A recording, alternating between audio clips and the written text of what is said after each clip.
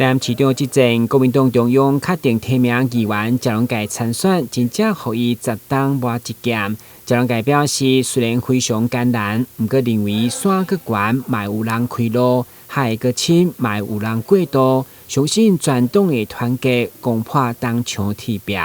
主席讲说，我们在基层蹲了20-30年，铁杵磨成了金箍棒。只要我们全党上下一心，团结一致。就算铜墙铁壁，我们一样可以击穿，达成目标。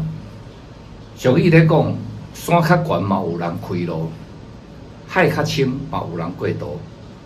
我们知道很艰难，但是天下无难事，只怕有心人。民主社会、民主国家，政党轮替执政是常态，所以不断的轮替，相互监督与制衡。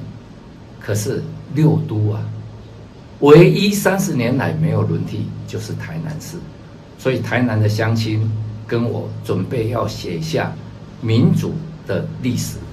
30年来头一次政党轮替在台南市。面对赵龙介出线，但市长黄伟哲接受访问时，对他表达恭喜，嘛希望甲伊共同伫市长选举建立君主执政的典范。国民党苏主席决定不来台南参选了，那我们也尊重国民党自己内部的机制，协调这个谢龙介议员参选。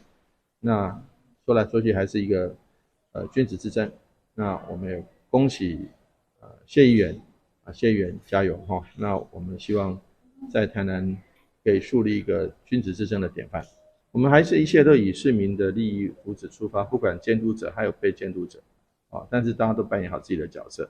同时，我们也同时是2个政党的市长候选人。我们希望说彼此好好的这个做一番表现君子风度给市民看。这里也是我们相信市民朋友们都在看的。赵龙介表示，6都30天来，唯一就是淡市无轮替，嘛期待这摆一旦写下民主轮替历史，让台南恢复到民主圣地水。台南新闻，军职林英光采访报道。